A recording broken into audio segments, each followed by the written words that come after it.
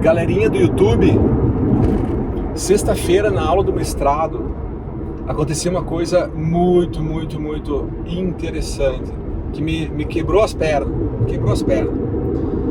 A gente estava falando, é uma aula de metodologia, né, da ciência, teoria da ciência, e a gente estava falando do ChatGPT. Pensando se o ChatGPT poderia ser uma nova técnica de pesquisa, né, ou ele é uma fonte de dados, ele é um banco de dados, ou ele seria uma técnica de pesquisa como é a revisão bibliográfica, como é as metodologias empíricas, né, de coleta de dados, de entrevistas, de análise de documentos, etc. Então a gente estava fazendo essa reflexão, será que o ChatGPT ele pode ser considerado uma nova técnica, uma nova ferramenta de pesquisa, e por isso precisaria ser citado no trabalho, né? Tu não pode usar o texto ChatGPT, porque senão tu estaria praticando um plágio, né? Porque tu tem ali um texto que não é produzido por você, uma ideia que não é produzida por você, e que, portanto, seria muito próximo, em tese, né, de uma técnica de revisão literária ou revisão bibliográfica, né, conforme a corrente que você se filia, tá? E aí, meus caros, um aluno do mestrado fez um teste, galera, que eu fiquei assim, ó, estarrecido. Já vou lhes dizer por quê. O teste que ele fez foi o seguinte: ele perguntou no ChatGPT qual a importância ou qual a noção de direito, acho que foi uma coisa assim, ó, qual a noção de direito em Niklas Luhmann, segundo o professor Rafael Simeone, ou qual a importância da noção de direito em Niklas Luhmann, segundo Rafael Simeone, tá? Ele perguntou isso para o ChatGPT. E o objetivo disso, galera, era identificar se a máquina da inteligência artificial ela ia pegar textos meus. Nosso objetivo era isso. Será que ele vai pegar textos meus publicados e vai fazer meio que uma montagem assim, né?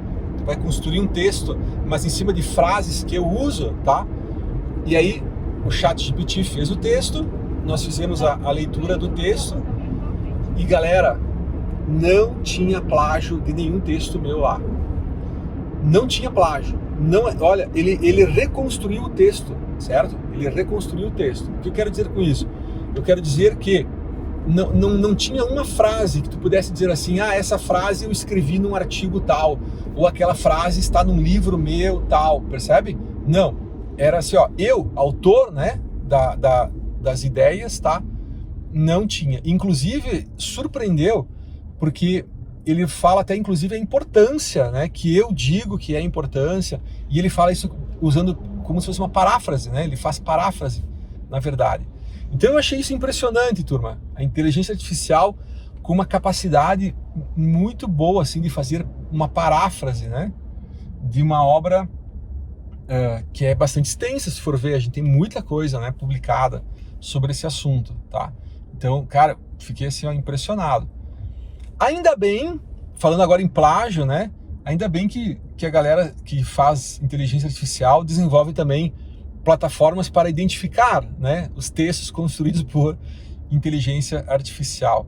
Mas olha, para nós que somos pesquisadores, né, professor da área e tal, pessoal, isso aqui vai dar uma série de novidades, né? Porque é uma fonte de pesquisa agora que é muito arriscada, né? Ela pratica muitos erros, tá?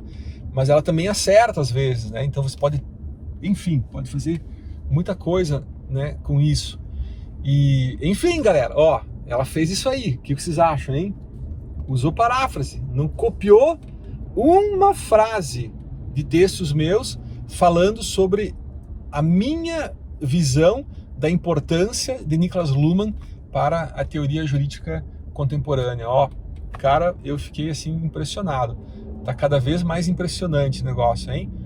Onde nós vamos parar, hein? Se é que vai ter uma parada uma hora dessas. Valeu, pessoal. Uma reflexão aí do dia. Viram que a viagem hoje tá longa, né? Tô gravando vários vídeos aqui nessa mesma viagem.